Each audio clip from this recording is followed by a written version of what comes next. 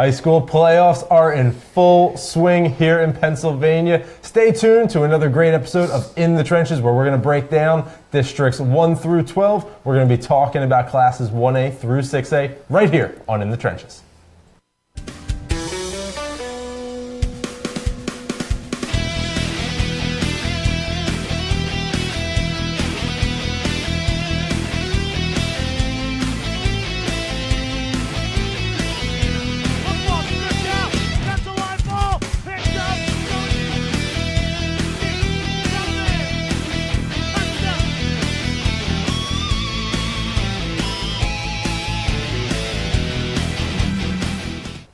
Good evening, SFBN Nation, and welcome to another episode of In the Trenches. I'm Richie Blyweiss, joined by my fellow co-hosts. I have Mike Palmer, and I have Ari Bluestein filling in for Corey Sharp. We miss you, Corey. We hope to see you back here real soon. But Ari, thank you so much for joining in. Sure, my pleasure. It's playoff football, so I'm looking forward to it. Playoff football is always so much fun to talk about. And, Mike, we did it the last couple of weeks here, and there has just been so much excitement, so many great games happening. But we have a lot of great stuff to break down tonight. Before we get into 1A, and we are going to go 1A through 6A tonight, we're going to show you the brackets as they currently stand. We'll talk about our favorite games coming up. We'll talk about some of our favorite games from the past week. But before we do that, a reminder, while you are watching on Facebook Live tonight, please make sure to share this post out with everybody, but also make sure that you comment. We would love to hear what you have to say. Our producer is here and he's watching that stream go by and he's feeding us exactly what it is that you're saying. We'd love to know what games you'd like us to talk about, and we'd also like to know what you want to see in the few weeks ahead that we have left here on In the Trenches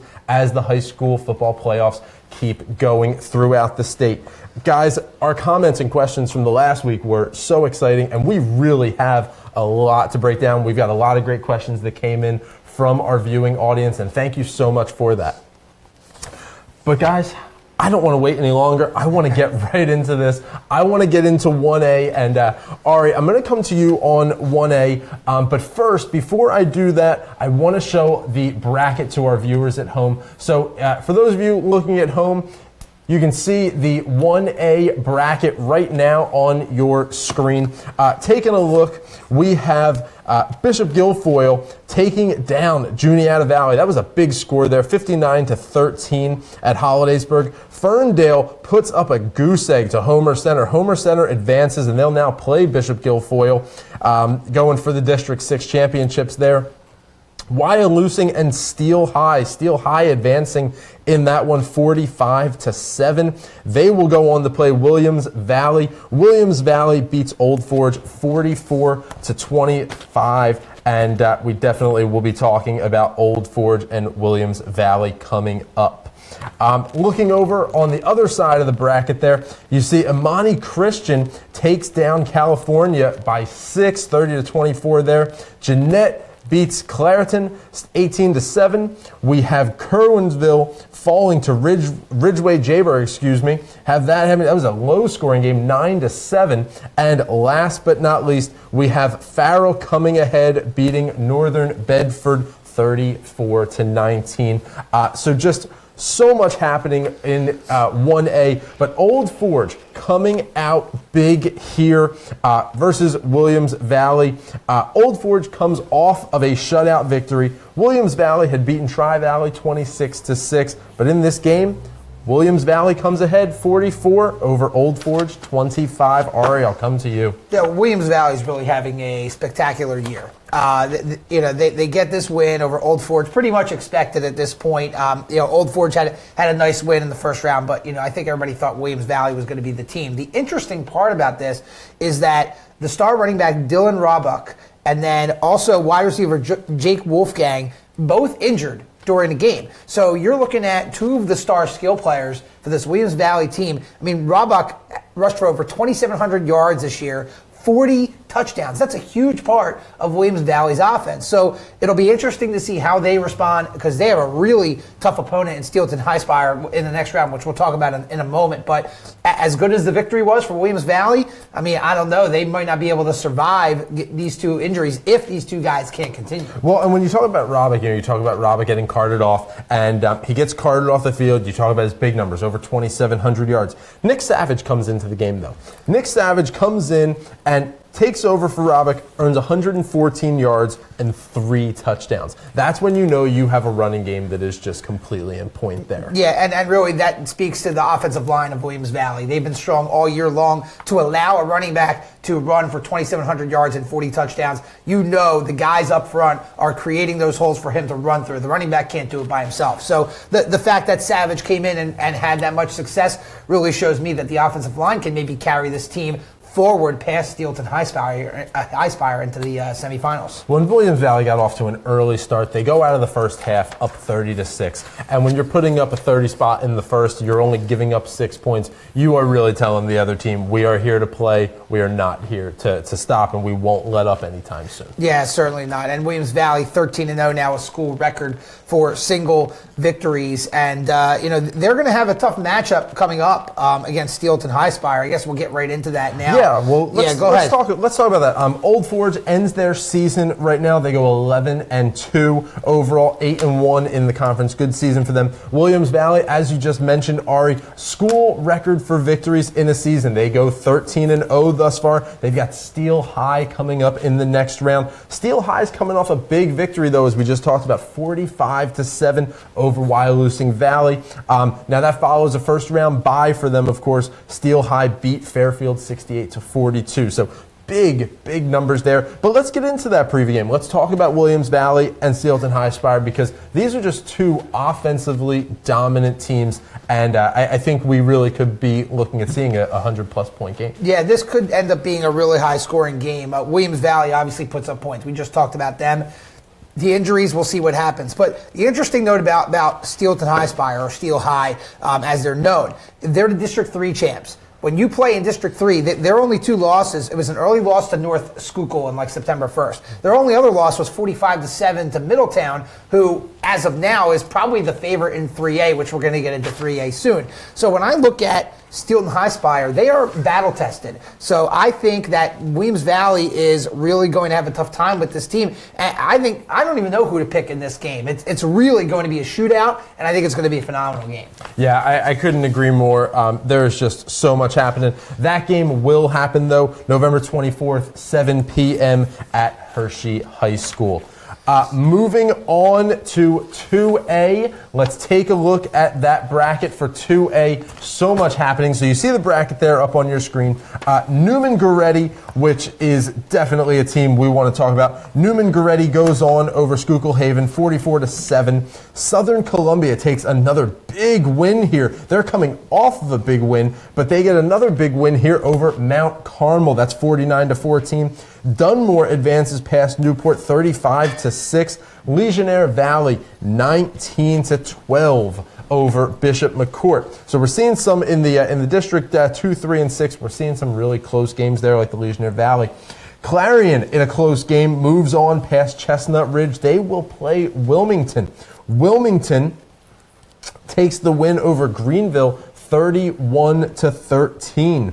Steel Valley, after putting up a goose egg over Burgestown, they now play Riverside and have a close matchup there, 13-10. Washington takes the very close win over North Catholic. That is a 19-14 victory. And, the brackets really are starting to shape out. We're seeing some of just the best teams absolutely going through.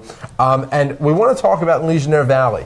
So Legionnaire Valley has a great tradition where they actually play the theme song Rocky Top. If you guys don't know that song, they play Rocky Top whenever they win a game. Well, guys, it is playing loud and clear this time, even through rainy conditions this past Saturday night at Mansion Park. Legionnaire Valley takes a 19-12 win, as we just said, over Bishop McCourt. They claim their second consecutive PIAA District 6 2A title. And Mike, I'm going to let you get right into this. I'm sure you want to talk about Jackson Doherty.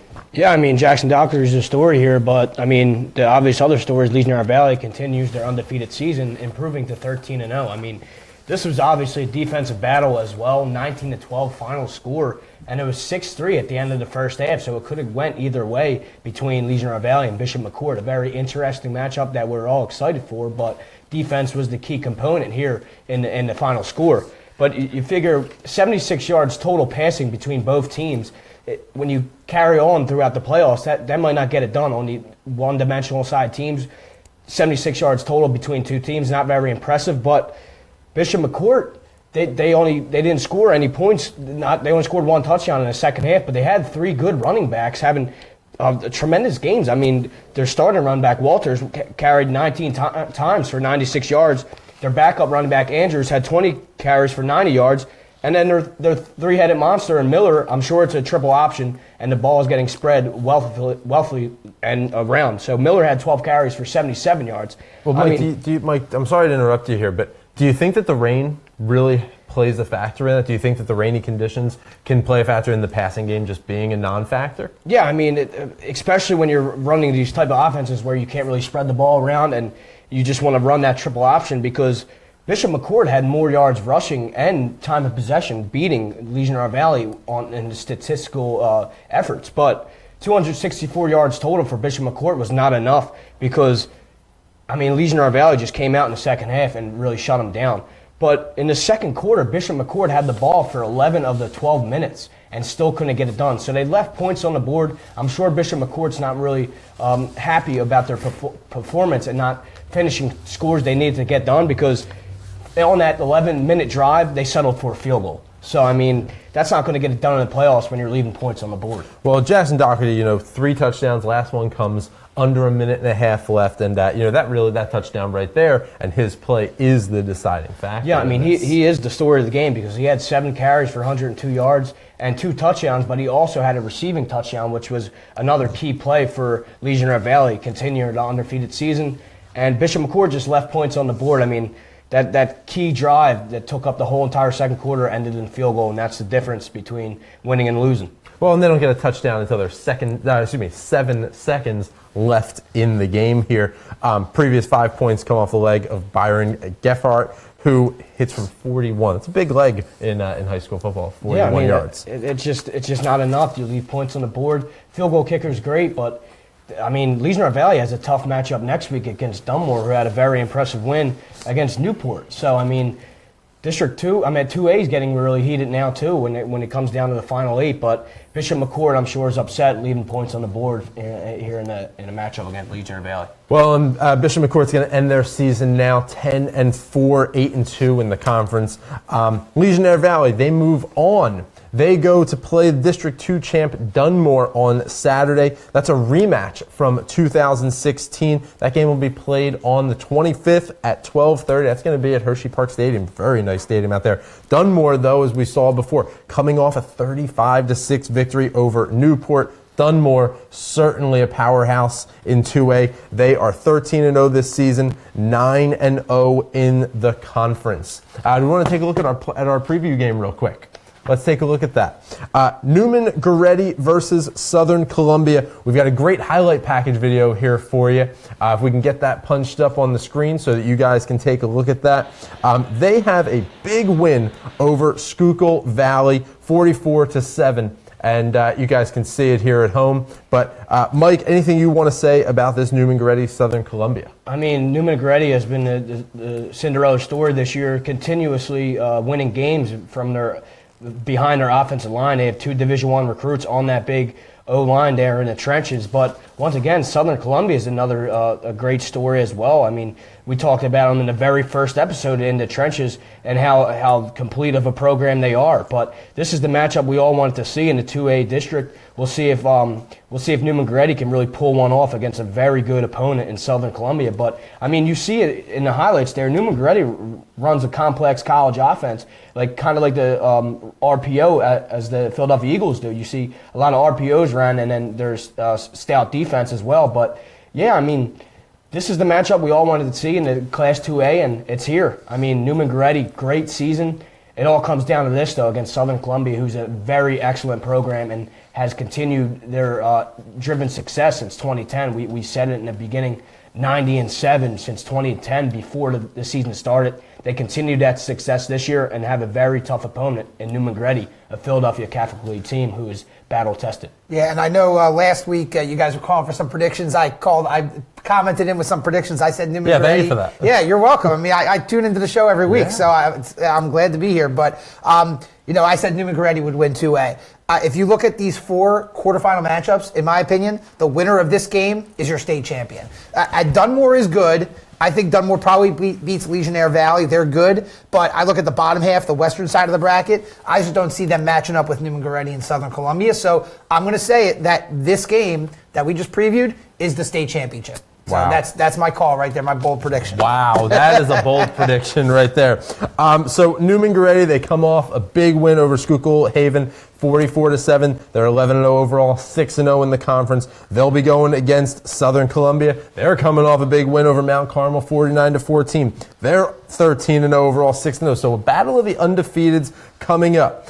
Speaking of coming up, we're going to take a look at Quaker Valley. We're going to go to 3A, take a look at that bracket, see how things are going. I know Ari has a lot he wants to say, but that is coming up next. So stay tuned to In the Trenches on the Sports Fanbase Network. Hi, I'm Marty Bystrom, former pitcher for the Philadelphia Phillies. In my experience in Major League Baseball, I know how important it is for high school athletes to gain exposure. My friends at Payroll Service Solutions are huge supporters of high school sports and the Sports Fan Base Network. If you are a small to medium-sized business in need of a payroll company, contact Payroll Service Solutions. Not only will they take care of you, they will continue to support the community. For more information, contact Payroll Service Solutions at 215-624-0922 or 866-PAY-EASY.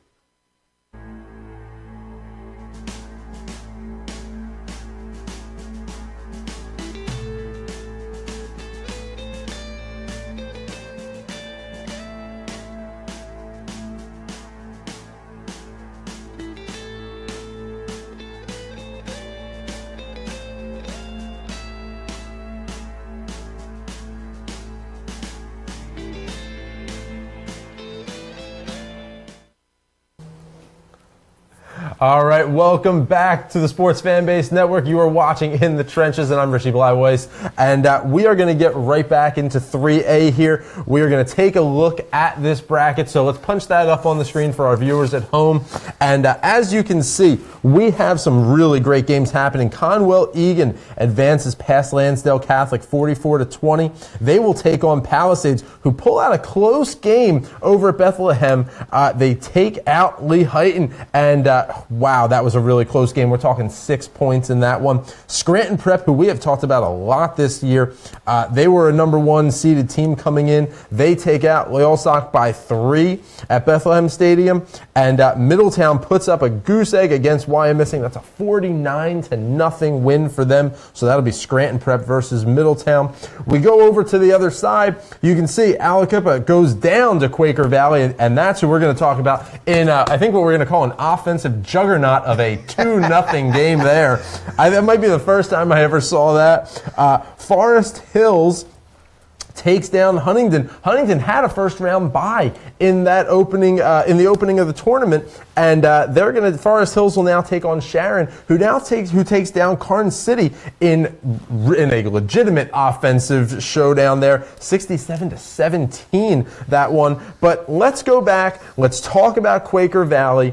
Quaker Valley, they score a second quarter safety. They go on to beat Aliquippa and earn the District 7 title for 3A by a score of 2-0. During the season, Aliquippa won 22-7. How do we get 22-7 and then suddenly we're in the playoffs and now we've got a 2-0 score? Ari, you got to walk me through this one. Well, first off, Quaker Valley only scored 5 less points than they did in the regular season, 7 versus 2. But they just shut down Aliquippa's offense. This is a big upset because it was the feeling around the world of high school football that I at least knew that Aliquippa was the favorite here. And the projection was for Aliquippa to beat Middletown in the championship. I, of course, made my pick on in the trenches last week through my comments that Middletown would win. I'll get to that in a moment. But this is an upset. And when you think about Quaker Valley and their path to get to this point, they didn't even really have a coach to start the season. Their head coach is Jerry Vascio, who's the track coach. It's just ridiculous to think about how Quaker Valley has gotten to this point. They're 12-1 now. And it's funny too. I call Quaker Valley won the boys soccer championship, and I was on the call for that one. We talked about it in the goal last night. And their star player had to get out west for this game because he's the kicker on the football team. So a lot of interesting stories around this Quaker Valley team. But This is a somewhat major upset. I know the record's 12-0 versus 11-1. It might not seem like that, but Aliquippa was the favorite here in 3A. But let's look at Aliquippa though. They turned the ball over 5 times. Yeah, that'll kill you. 20 penalties go against them. That cost them 190 yards in this game. They fumble inside the 20 twice. Wow. Offense outgained Quaker Valley, though, 180-55. Even without gaining in yardage, the penalties and the turnovers, we see it time in and time out, no matter what league, if we're talking high school, college, or pro, it does not make a difference. As we look at this, the penalties just kill you. Yeah, the penalties and the turnovers and the fact that they fumbled it inside the 20 twice. And that's really, you could see that Aliquippa beat Quaker Valley in this game in most categories, except penalties and turnovers, and obviously where it matters most, the scoreboard. So, huge shout out to Quaker Valley because they kind of had like a bend, don't break and, forcing the turnovers. So, it's a great win for that program. I read the article about that. I mean, it's just jubilation out there. They've got the soccer state title. They got the District 7 title, football title. Nobody expected this from this football team. And again, Aliquippa, they were the favorite, in my opinion, to win 3A, and they're out. Yeah, well, and, Quaker Valley, the only way that they get that safety is because of a blocked punt. That blocked punt is what turns into a safety there. Just fascinating game. 2-0 in the playoffs. To go on. I don't know that we're going to see that for a long time yet. No, I don't think so. I mean, I don't remember the last time I saw a 2-0 final score in a football game. I mean, Mike, you played. I mean, you had any 2-0 games? Never. Your CYO teams, any 2-0 games? Never in my life. I mean, I've seen teams with 12 guys on the sidelines, but I mean, never a 2-0 final score. That's just not performing well for Aliquippa. I mean, if anybody's been paying attention to my brackets, they're all busted.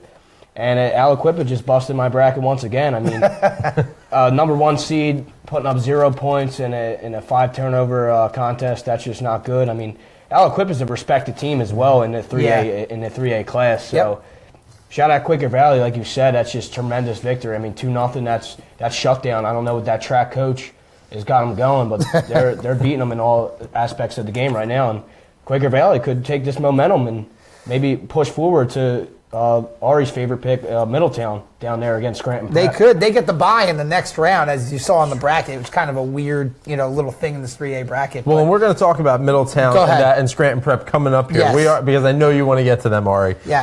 They are Ari's favorite. Aliquippa takes a really tough loss here. That's a tough way to go out this season, guys. That's a tough way. They end their season 12-2 overall, 6-0 in the conference. Quaker Valley, they're going to move on, 13-1 overall, 5-1 in the conference. Ranked number 6 in the state in some boards. Really, wow. Number 6 for them, though. Yeah. Quaker Valley, they've got a week off now, which is nice. They'll then face the winner of the District 10 championship. Either District 10 champ Sharon or District 6 champ Forest Hills. They'll play the winner of that game. That game will be either December 1st or 2nd. Still waiting to see how that plays out. But in their previous matchups, Sharon beat Carn City 67-17, and Forest Hills beat Huntington 32-25. Well, let's talk about that preview game. We just mentioned Scranton Prep versus Middletown. This is shaping up to be something special. Middletown's coming off that big win, 49-0 over Wyomissing. They're 13-0, 7-0. Scranton Prep coming off a very close win, 31-28 over Loyolsock, but they're 15-0. They've had a long season so far, 5-0 in the conference. Ari, talk to me about this game. Well, I look at the prior rounds, and I'm looking at Scranton Prep beating Loyolsock by 3. Loyolsock's a 4-loss team out of District 4. So I don't know how good Scranton Prep is at this point. We know they're good, but in comparison to some of these other district champions, I'm not sure. You look at Middletown, they win the District 3 championship against Wyomissing. Wyomissing is a great team. The only team they lost to is Berks Catholic out of District 4, and Berks Catholic has a shot to potentially get to the semifinals or even the state championship. We'll get to 4A in a minute. But I just really like Middletown in this game. I know Scranton Prep is a very good team, very talented. They've had a great year, but I just love the way Middletown's playing. They lost in the state championship last year. They're my pick to win 3A, and I'm going to stick with them. It's not going to be an easy game, but I think Middletown will have this one. I'm going to say they win by about 10. Wow. All right. So putting up 10 on him. Let's do one more preview. Let's give them a little bit of a bonus at home. We got a bonus for you guys at home. We're going to do another 3A preview here. We're going to talk Palisades versus Conwell-Egan. Conwell-Egan coming off a 44-20 victory over Lansdale Catholic. Not a great record for them, though. Not a great record this year for Conwell-Egan. 7-6 overall, 2-4 in the conference. Palisades comes off a very narrow win here, 48-42 over Lehighton. Palisades 14-0 this season, 10-0 in the conference. I have to think the Palisades is the favorite going into this game, and potentially a double-point favorite here. Now, you would think double-digit point. You would think that, and I'm going to refer to Mike Palmer in a minute about the Philadelphia Catholic League. Yes, Conwell-Egan was 5-6 to end the regular season, and now 7-6. But you're talking about a league that has St. Joe's Prep, Archbishop Wood, LaSalle. All these teams are state title contenders. I know LaSalle's out now, but Prep and Wood both favored in 6A and 5A respectively, which we'll get to them later. But Conwell-Egan has a running back by the name of Patrick Garwo, one of the best running backs in the city. And with him, I think Conwell-Egan can win this game. Palisades is a great team. I love them out of District 11. And that Lehighton team, you're talking about 2 undefeated teams, by the way, with Palisades and Lehighton when they did battle in the last round. I would probably give the edge to Palisades, but I don't think they've seen a team like Conwell-Egan. And again, I'm going to go to Mike on this. The Philadelphia Catholic League is so tough that you're 5-6 in the Catholic League. That's actually a pretty good season. No, I mean, you're right, Ari, and this is the type of games that can really have you an upset. I mean, Palisades is obviously the favorite here, but when you become a little hesitant and expect to win, Conwell-Egan can come right in there, and with their star running back, it's just the type of game where Palisades cannot let Conwell-Egan get the momentum, because if they do, then it's going to turn out to be a battle. And that's not what Palisades wants at all, because Conwell-Egan is a battle-tested team from the Philadelphia Catholic League. And if they get the momentum and score first, this could be a very battle-tested game deep down in the fourth quarter, maybe even overtime. We've seen some overtime games this week. But like Ari said, when you get a team late in the playoffs, especially with a run Conwell-Egan is producing right now, I mean, they're not the best team record-wise, but a Conwell-Egan team sneaks into the playoffs here, beats a Lansdale team they're supposed to beat, and then a very tough matchup. Egan is more excited to play against Palisades than Palisades is excited to play against Egan, and that's the major difference here. Yeah, and I think if you're Middletown, let's say they win their game, I don't think they want to see Conwell-Egan. I mean, I would not want to see a Philadelphia Catholic League team at this point in the year. Their season, they've played tough competition all year. Too much else going on.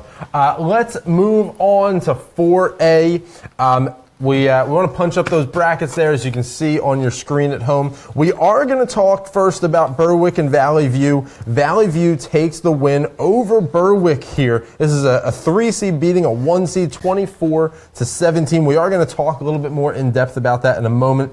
Their Valley View is going to go on to face Imhotep Charter.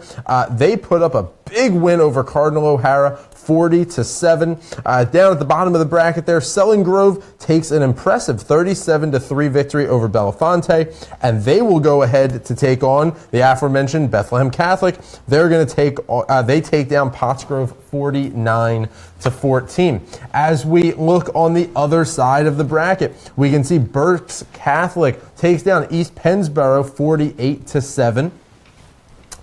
They're going to go on to Hershey Park Stadium November 24th at 1 p.m. They will play Bishop McDevitt. McDevitt took a nice victory over Lampeter Strasburg, 47-17. Very impressive victory for Bishop McDevitt, team local to us around here. Now we look at the bottom of the brackets as we go District 8, 10, and 7. Cathedral Prep has an interesting route here now getting to this point. Cathedral Prep took on University Prep 2 rounds ago. So they beat University Prep 56-0. They get a bye this last week, and now Cathedral Prep is just waiting for Thomas Jefferson. Thomas Jefferson coming over a 27-0 win over Montour. So there is just so much happening in this 4A bracket. You have byes coming in and out, especially here for Cathedral Prep, but Valley View and Berwick. This game could not have been more exciting. You're talking Friday night, Crispin Field, a double overtime. Ari, or Mike, excuse me, are you all right if I do the run through of this game real quick, or do you want to do it? I don't want to steal your thunder here. No, you could do it. I'm already upset that my team's out. All right, so let me do this run through here while Mike can calm himself down for a moment before he gets all angry. So here are the final plays. Let's do a walkthrough here. 4th down. Berwick's down by 7 to Valley View in the second overtime. Berwick quarterback Jared Marsham throws an interception to Valley View linebacker Janassa Boone.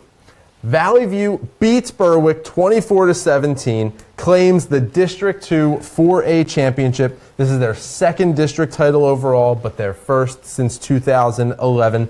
And Mike, this is a tale of running backs for both Berwick and Valley View. Yeah, I mean, you said it. Berwick definitely was expected to win this game, and all the Berwick community definitely upset at two overtime loss to Valley View. Very good game. But like you said, the running backs, Valley View's running back, Seth Vernon, had 3 touchdowns. He just put the team on his back and really carried through after Berwick led in the entire game. I mean, Berwick had the lead, like I said, and Owen Schumacher, the running back for Berwick, had a great game as well, and he had 2 touchdowns in his own right. It just wasn't enough in the late overtimes. And 215 yards rushing allowed by this Berwick defense. I said it in the beginning, covering Berwick, that their front D-line is what to watch for. Not only Berwick, but Wyoming Valley West, their counterpart. Both their D-line looked very spectacular during the year, and Berwick proved it all season, only averaging 82 yards of rush per game, and Valley View just blew that out of the water, getting 215. I mean, just surprising, not only the Berwick coaches, but the Berwick community as well. I mean, that community is just shocked up there. I mean, great season for them, but once again, it's just a shock. It's not an upset loss, but more of a shocking loss for the Berwick Bulldogs. And credit Valley View. I mean, they were down 17-14 in the overtime period. Valley View's coach is saying Hail Mary in their field goal kicking wise, and he buries it. Ties it up at 17-17. Valley View decides to take the next in overtime rules. You get to choose whether you choose offense or defense. And they choose defense. They choose offense and they score. Berwick couldn't answer the score there. Like you said, it ends in an interception. And Berwick's quarterback missed half the year, so he's a little rusty. He wins the playoff game the week before, but you figure all those experiences, times he had to manage those games, late overtime, maybe protection-wise, stuff like that. But in the spur of the moment, Valley View gets the win in a double overtime, and just a great game, Let's talk about Berwick's defense for a second here. So let's go back into the season. We talk about the first 12 games. Berwick's defense allows 82.4 yards rushing on average through their first 12 games. In this game, Valley View has 215 rushing yards. Just rushing yards, 215. I mean, how do you look at the defense when you said, do you blame the defense, or do you just blame coaching and just say we didn't have a game plan, or we just didn't have the talent to stop them? Well, Valley View knew what they were coming for. They knew they had to run the ball, and they didn't shy away from it. And Seth Vernon, like I said, put the team on his back, 3 rushing touchdowns. And I mean, when you game plan against a team and they still do the same thing and still succeed, that's just hats off to them. And that's exactly what happened that night between Valley View and Berwick. I mean, the better team came out, and they pulled it off when it really mattered in overtime. I mean, it just hats off to Valley View, but they have a very tough matchup at Imhotep. I mean, well, let's get to that. Let's talk about Imhotep, but before we get to Imhotep, Berwick, they end their season 10-3 overall, 5-1 in the conference. As you mentioned, Valley View will now take on Imhotep. That game's going to be November 24th, Northern Lehigh. That's at 7 p.m. Valley View coming off this double overtime win over Berwick. They're now 10-3. 4-1 in the conference. Imhotep comes off a crushing defeat of Cardinal O'Hara, 40-7. Mike, go right into it. Well, the Imhotep's the type of team, if you're one-dimensional, they will stop the run, and then if you try throwing, Imhotep's got the athletic defensive backs to make interceptions. So Valley View has to continue what they're doing in the running game, putting up an impressive amount of 215 yards against Berwick's stout defensive line. But Imhotep's the type of team that show off their athleticism and utilize their speed on defense to control sideline to sidelines, and that's what they'll do against Valley View. I mean, Imhotep's still the favorite, and they will win against Valley View, but once again, congrats to Valley View. Huge win against the Berwick Bulldogs, and a shocking win at that. Yeah, definitely pretty shocking. I mean, you guys have been talking about Berwick all year, but I look at this 4A bracket, and I'm going to just make my picks right now here on the quarterfinal games. It's going to be Imhotep, Bethlehem Catholic, Berks Catholic, Cathedral Prep. That's your final 4 here in 4A, in my opinion. I think those are somewhat easy wins. After that, I honestly don't know how it's going to go. I'm going to say Cathedral Prep ultimately beats Imhotep for the championship like they did last year, but Bethlehem Catholic and Berks Catholic are both very good. And I would say, I'm looking at all these brackets, Richie and Mike, and I say that this bracket is the toughest one to call once you get to the semifinals. I think all 4 semifinals that I've predicted, and I think most of us think that those are going to be the 4 semifinalists, I think any of them can win this bracket. That's how competitive and loaded this 4A bracket is at the top. Yeah, well, I think Imhotep has really just been such a stellar team all season long. It's tough to not picture them in the Final Four, even when we're looking at the bracket big picture from week 1, back a few weeks ago. We knew Imhotep would be in the end, but I think we were all looking forward to that game with Bethlehem Catholic. That's going to be the big That's matchup. going to be a great game. That would be a great game for us to talk about. You highlight that game as well, but Cathedral Prep doesn't have a cakewalk against Thomas Jefferson, who also shut out their recent opponent. And Thomas Jefferson had a little bit more playoff games this year, 3-0 in the playoffs. So in Cathedral Prep, we've seen it with those strange buys, and we've seen it with Quaker Valley. They're strange buys as well when the districts don't match up. So Cathedral Prep really on a bye week just preparing for what team what team would have won, and that was Thomas Jefferson, obviously. But both teams, I mean, Cathedral Prep's averaging 49 points a game, and Thomas Jefferson is averaging 40 points a game. And I just feel like Thomas Jefferson isn't a cakewalk, but Cathedral Prep's an excellent team, former state champs last year. And it's just maybe Thomas Jefferson can bring that momentum from having those 3 playoff games into a great Cathedral Prep team. Mike, I'm actually curious about something here. I want to draw on your experience a little bit, from playing football for years. When you talk about a team like Cathedral Prep, you mentioned the byes. You've got the bye week to start the tournament. You've got another bye week this week. How do you prepare for that? Are you able to prepare? You're going into this whole week essentially, and you're saying, okay, well, we have Montour or Thomas Jefferson. Are you preparing for one team versus the other, or are you just preparing in general for a game, and then when you can get more in depth? Yeah, I mean, we've seen this last week with O'Hara, and I'm sure they were preparing for Imhotep, but it didn't even matter. They wound up losing 40-7. But this is a little bit different here because Cathedral Prep is the heavy favorite, former champ. And they're not really worried who they're playing against. I feel like that's what they're worried about. A team like that, they don't care who they play. But when it's a different story, if Thomas Jefferson was the one with the bye and they're like, oh crap, Cathedral Prep let's say Cathedral Prep played a team, let's say Cathedral Prep played O'Hara. Thomas Jefferson would now be in the right away to think, all right, we got to get ready for Cathedral Prep. But, I mean, upsets can happen. I mean, I'm sure Cathedral Prep is the type of team to not worry about who they're playing against, and that's what we see here. Now they can be prepared, not worry about anything. They have Thomas Jefferson right now on their plate. Well, Cathedral Prep, we're going to talk about that. We wanted to talk about that for a minute as a highlight there. Cathedral Prep, Thomas Jefferson, that'll be at Veterans Memorial Stadium, November the 24th at 7 p.m. Cathedral Prep, the Ramblers, 11-0 overall, 4-0 in the conference. And we talk about those weird buys that they have there. Thomas Jefferson Jaguars, their only loss in their 11-1, 7-1 season here comes at Bell Vernon. Bell Vernon, they lost 21-17. So a very close game. That could go either way. That was back in mid-October. They are the District 7 champs, third title in a row. They had a first round bye. They beat Trinity. Second round, they actually beat Bell Vernon, who they had lost. That was their only loss earlier in the year. They beat Bell Vernon, shutting them out 27-0. Then beat Montour 27-0. Have not allowed a point in the playoffs, and that is huge. Yeah, it just proves that Thomas Jefferson belongs to play against a team like Cathedral Prep. That's what we see here when the brackets really get down into it. It just proves that Thomas Jefferson belongs with a team like Cathedral Prep. We'll see if they can keep up with a tremendous team in the Ramblers. Absolutely. Well, when we come back to In the Trenches, we are going to take a look at the 5A and 6A brackets. We've got an in-depth review coming up of Hollidaysburg versus Grove City and how a missed field goal could change everything. Stay tuned to the Sports Fan Base Network. You're watching In the Trenches. Hi, I'm Tommy Greene, former pitcher for the Philadelphia Phillies. When I was in high school, it was very important to me to show scouts what I could do. My friends at Payroll Service Solutions are huge supporters of high school sports and the Sports Fan Base Network.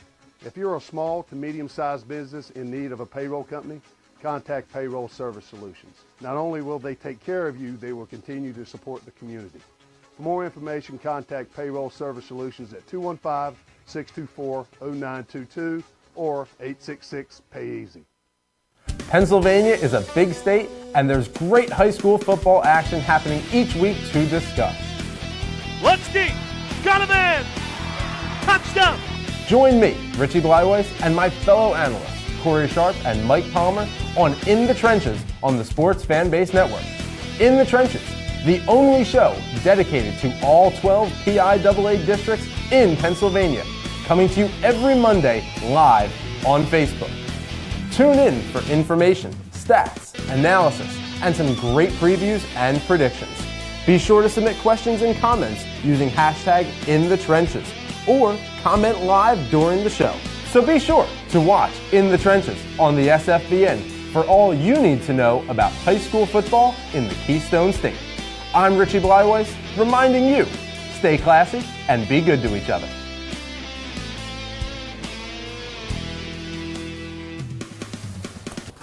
Welcome back to In the Trenches here on the SFBN. We are talking high school playoffs, and we have got so much exciting action happening in 5A and 6A. And thank you so much for staying tuned with us throughout this show as we talk 1A through 4A. Make sure, as you're watching, we know we've got some great fans out there watching the show, and we know that you want to talk and we know you have questions. Please make sure that you are commenting throughout the show while you're watching us on Facebook Live. Make sure that you're commenting. Make sure you're putting in questions. Make sure you're yelling at these two guys about their predictions certain to go wrong. But please join in on the show. We love it when you can get involved. It makes it a lot of fun for us, and we know for you as well at home. Thank you so much for being with us this season and tonight.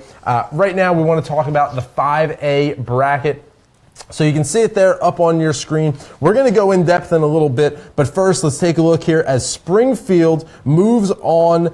They will go on to play Unionville. Springfield takes a nice win, 17-6 over Upper Dublin. They'll play Unionville, who beat Marple Newtown. No real surprise there, 36-21. Wyoming Valley West, takes down Whitehall by 11, 32-21. They'll go on to play Archbishop Wood, who beat Simon Gratz 36-6. I'm looking for Wood to really come out here. Wyoming Valley West, though, I think that's going to be a great game. We move over to the other side of the bracket. Hollidaysburg, who took a bye through the first 2 weeks of these playoffs, they beat Grove City by 3 there. Hollidaysburg, we're going to be talking about them momentarily. They will take on Gateway 21-16. Gateway took down Penn Trafford. We look over, Harrisburg falls to Governor Mifflin. Both of those teams take a first-round bye, but Harrisburg takes an early exit as Governor Mifflin moves on. Governor Mifflin will play Manheim Central. They had a 1-point victory over Cocalico. And wow, just so much excitement in 5A. But Hollidaysburg versus Grove City really is the place we want to go. I want to set this stage here for a second here. Grove City misses a 28-yard field goal, falls to Hollidaysburg 30-27. Grove City has the lead at halftime, Ari. How does that happen? Well, I mean, it happens. It's football. It's sports. It's high school football, and, a 28-yard field goal. And, when you talk about field goals in high school football, they're never really automatic. I mean, 28 is still, not that far away. But, you got to give it up to Hollidaysburg. There are upsets all over this bracket, Richie.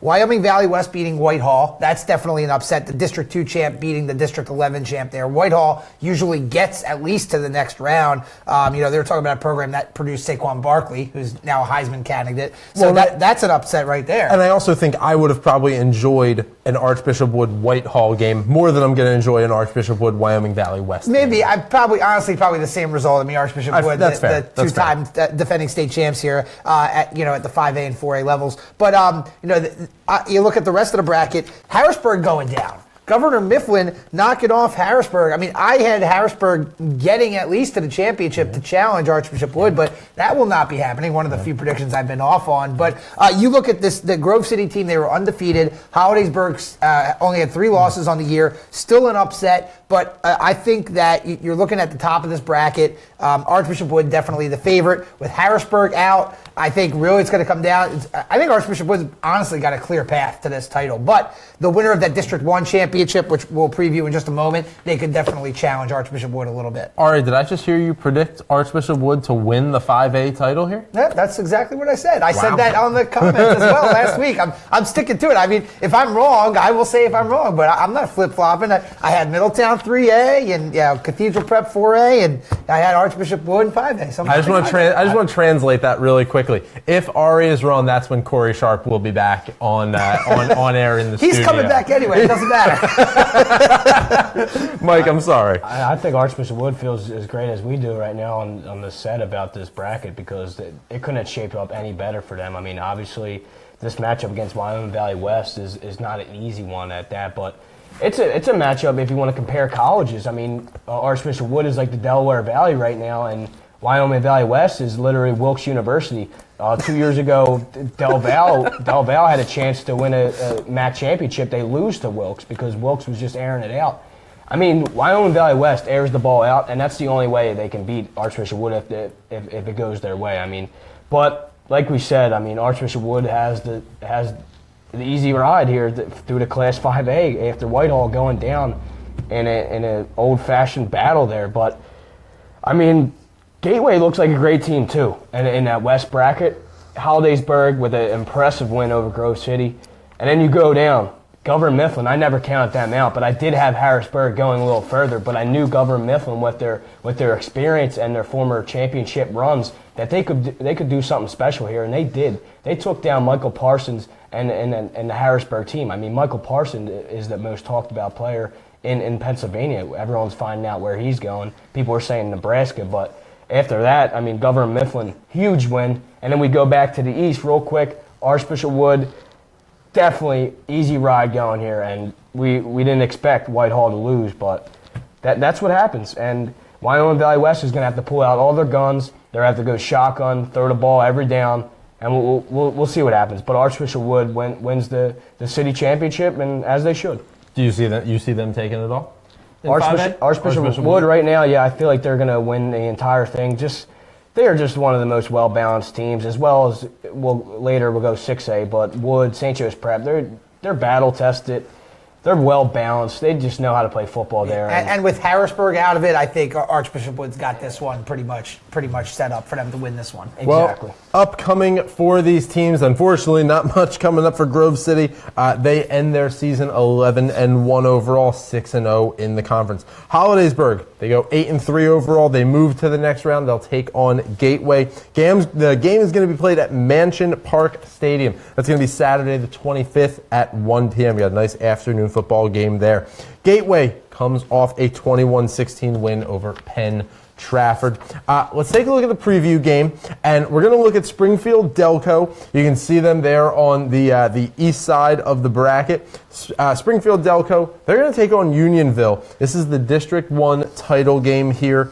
Delco comes off a 17-6 win over Upper Dublin. Unionville coming off a 36-21 win over Marple Newtown.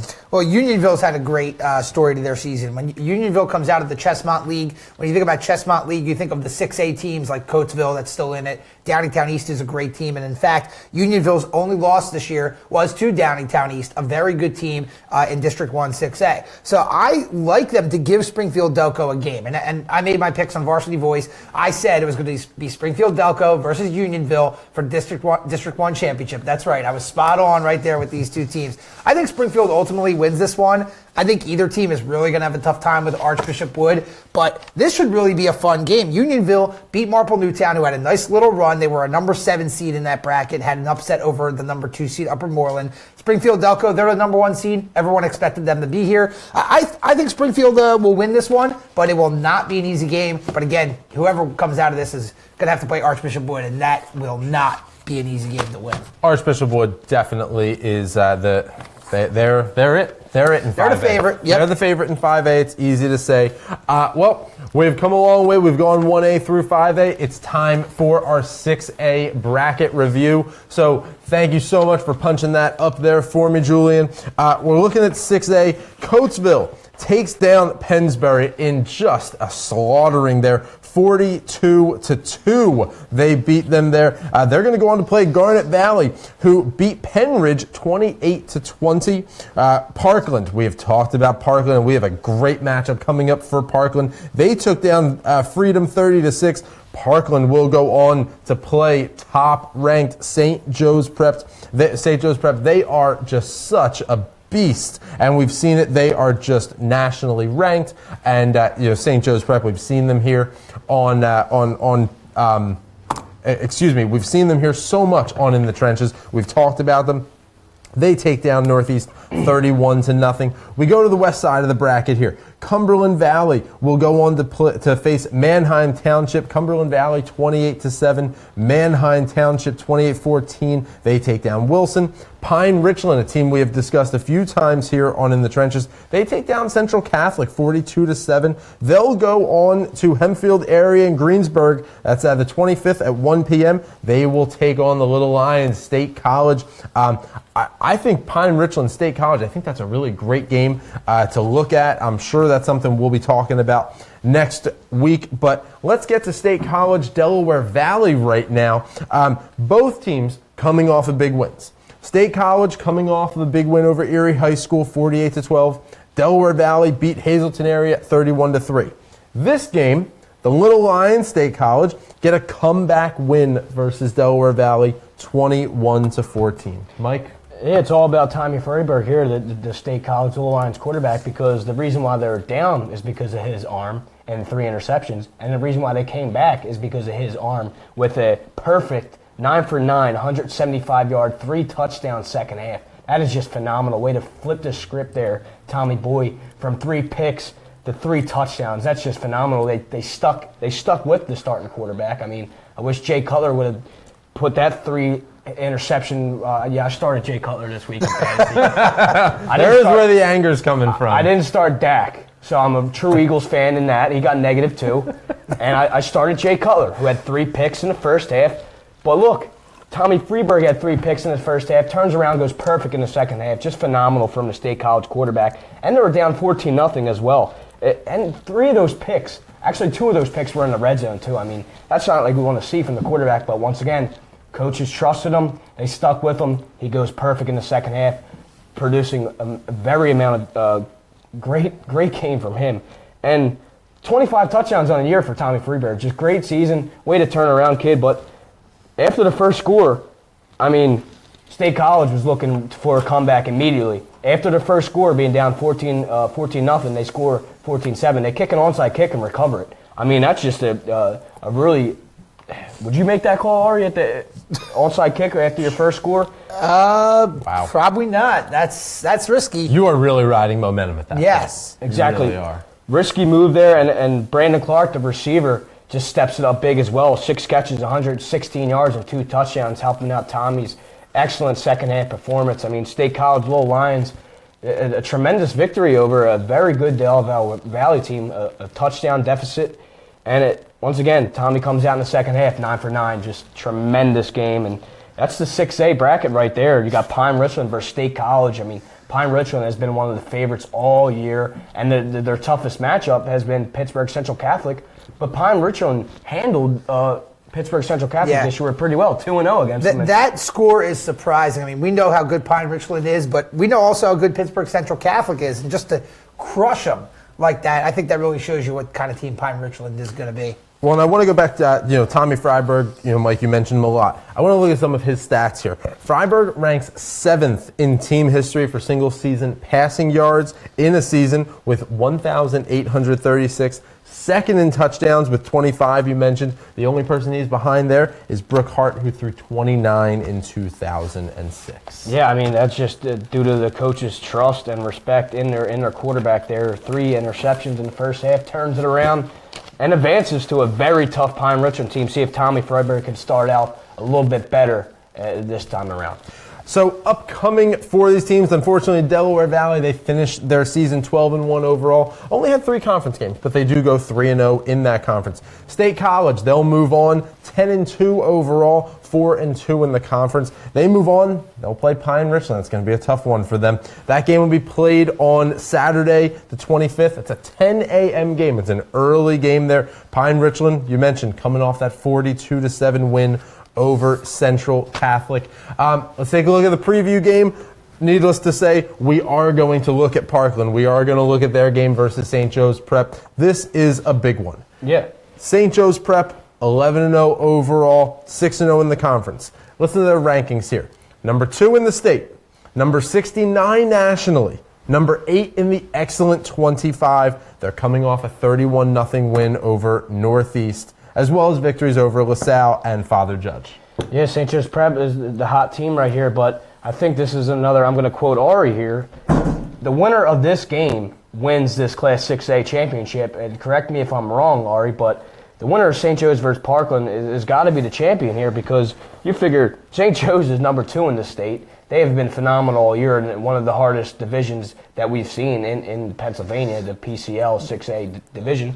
And then you have Parkland, who's number 3 in the state right now. The 2 head-to-head matchups that we all been wanting to see. We want to see who wins, obviously. And this is the most exciting game. I'm just ready for St. Joe's Prep to deal with the Parkland team. And it's the most exciting game we have. Class 6A, it doesn't get better than this. And I think the winner of this game is the eventual Class 6A championships, impending injuries due to this intense battle that we have set up for us. Well, I kind of have to disagree with you a little bit there, Mike. I actually made, on my comments, I said Pine Richland can beat St. Joe's Prep. I kind of hedged a little bit. Corey called me out on that, which is fine. I did hedge a little bit. Pine Richland definitely has a chance to win this thing. I mean, their quarterback's going to Notre Dame, so they have a great offense. I wouldn't count out Coatesville as well, and I know we have some highlights from Coatesville's dominating win over Pennsbury. We'll take a look at that in a moment, but let's say Coatesville, even if Garnet Valley wins that game, because it's such a conflicting style with that Coatesville-Garnet Valley matchup. Coatesville is a passing style offense. The coach's son is the quarterback. Garnet Valley is your triple option, your 3 running backs. It's just such a different style. Either of those teams, I think, can give either Parkland or St. Joe's Prep a game. And I think Pine Richland gets out of the bottom half of the bracket, and they're going to give a game to whoever comes out of the top. I mean, I can't say that the Parkland St. Joe's Prep game is your state champion, because you can't count out Pine Richland, you can't count out Coatesville, and you can't count out Garnet Valley. I mean, I've counted out Garnet Valley a number of times over the last 2 years, and I've been dead wrong on that. Yeah, I'm just going with my Philadelphia Catholic League trust here in the St. Joe's Prep. But I mean, they are the best team, I think, overall. Pine Richland might have a better offense, though, than St. Joe's Prep, but the Prep, they've got a dominating defense. Well, this is certainly a game to look out for as we talk about the 6A bracket. Certainly a game. We mentioned before, St. Joe's 11-0, 6-0. Parkland 13-0, 8-0, coming off a big win over Freedom 30-6, as well as victories over Easton Area and Liberty so far in the playoffs. We do have one more highlight video for you. That video is going to be Coatesville and their win over Pennsbury. Coatesville is going to go on to play Garnet Valley for the 6A District 1 championships. Winner of this game will face either Parkland or St. Joe's. Yeah, you take a look at this Coatesville reel right now. They just trounced over Pennsbury, who doesn't have a bad defense. I mean, they're not a bad team, but Coatesville's offense is just so high-powered, and then you can see their defense right here on this play. They pick off Zach DeMarcus, the quarterback for Pennsbury, and they take it back all the way. So the Raiders are for real. I think ultimately they beat Garnet Valley in the District 1 championship, and whoever wins that Prep Parkland game, they're going to have a really tough challenge with this Coatesville team. But again, I'm saying Coatesville wins, but I'm definitely hedging here, and I think Garnet Valley can still win the game. But you can see how dominating. 42-2 was the final. Pennsbury's offense couldn't do anything all night. That's an amazing, just an amazing shot here. You can see so many just deep balls going here. So many of them attributing to this score. These aren't short little runs here. No. These are deep passes. These are 20, 30, 40-yard passes that are really just changing the game. Yeah, the quarterback, Ricky Ortega, the son of head coach Matt Ortega, I mean, they just have great chemistry.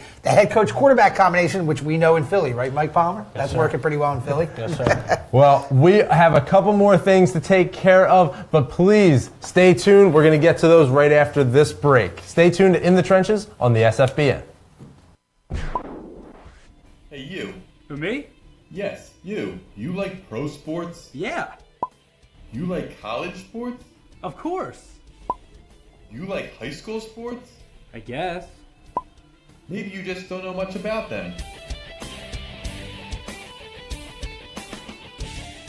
Hey, voice in the sky. Huh? Where can I go to learn more about Philadelphia area high school athletics? Just watch Varsity Voice every Wednesday on Facebook Live at 7 p.m.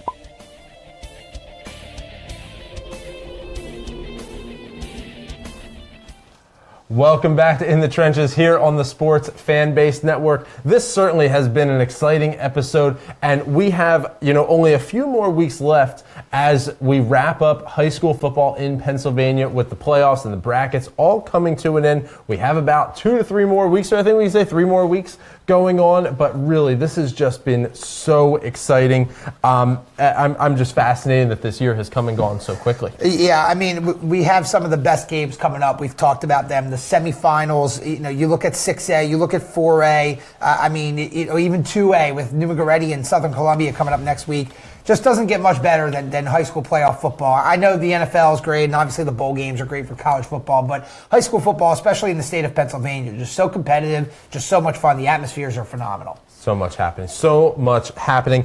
Well, that does wrap up another episode of In the Trenches. We will be back next week. That's Monday night. We'll be back. We're going to talk about some great preview games. We're going to talk about these games that we previewed tonight. We will have so much exciting action, some great highlights for you as we talk about playoffs throughout the state of Pennsylvania. A few reminders before we go. Make sure to catch all of the great content that is here on the Sports Fan Base Network. You can watch live through the Facebook Live channel. You can get the podcast on iTunes. You can even check us out on our YouTube channel. There are so many ways you can watch some great shows like Ari Bluestein's Varsity Voice, where you have some great interviews that have happened, some great interviews, and some great celebrity guests lined up. There's and some on-spot predictions as well. On-spot predictions. I love that he will tell us all about when he's back with us on In the Trenches. When you check out the podcast, go to the iTunes store. Check out the podcast for In the Trenches. You can take us with you on the go. But when you do, please give us a 5-star rating so that we can keep bringing you these great broadcasts. Please give us that rating. When you watch us on Facebook Live and YouTube, make sure to like, love, share this show out. We want to build this show, and we want to keep coming to you every week with great content. We will be back next Monday for our next show as we keep breaking down high school playoffs in Pennsylvania. So you'll be able to tune in to us on Facebook Live. If you don't catch us live, you'll be able to catch the show on YouTube or through a share on Facebook. You can always catch up, though, with that podcast that I told you about. Just make sure to go into the iTunes store, search for the Sports Fan Base Network or In the Trenches, and you can check out all of the great content that the Sports Fanbase Network has, like this past season of In the Goal with Steven Schreiber and Ari Bluestein's show, Varsity Voice. But don't forget to take care of us here at In the Trenches and make sure to download our show to take it with you. But again, 5-star rating for us, please. Thank you so much.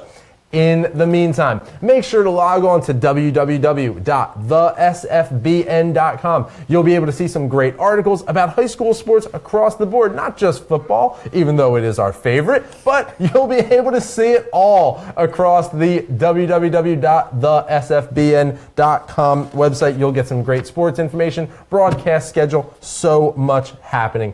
Thank you so much to you tuning at home. A big, big thank you to our wonderful producer, Julian Bellman, always taking care of us behind the scenes.